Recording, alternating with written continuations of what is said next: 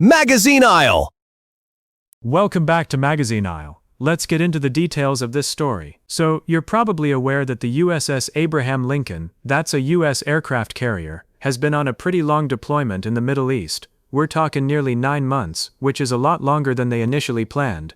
And let me tell you, it's been a tough time for the crew. Thousands of them are finally headed back home, but the experience has raised some serious concerns about the conditions they faced while they were out there.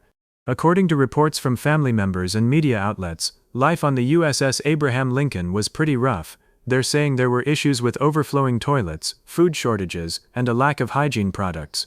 I mean, can you imagine being on a ship for that long, without access to basic necessities? It's not just physical discomfort either. The mental strain has been severe. Some crew members were struggling with their mental health, and there were even reports of people trying to jump into the sea.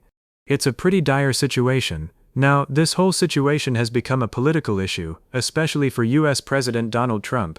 Critics are saying that the morale problems are due to a lack of US strategy in the war against Iran, and that's become a bit of a liability for the president as the congressional elections approach.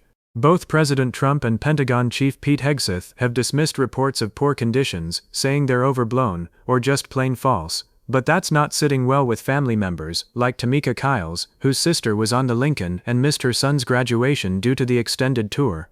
The USS Abraham Lincoln's deployment is part of a bigger picture too. The US has a strategic commitment to the Middle East, and the continuous deployment of naval assets like aircraft carriers is key to projecting power and influence in the region. But these extended deployments can have broader implications, like affecting recruitment and retention across international military forces.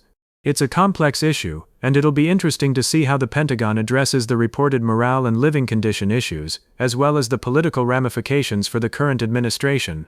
So, the USS Abraham Lincoln is finally headed back to San Diego, California, and for families like Christy McGarry's, whose son missed his sister's wedding due to the deployment, it's a welcome end to months of uncertainty and hardship. As the crew disembarks, attention will likely turn to how the Pentagon addresses these issues and what it means for the future of U.S. military deployments in the Middle East. Magazine Aisle, keeping you informed. Thanks for watching. Subscribe to the channel, leave a like, hit the notification bell, and share this with anyone who should see it.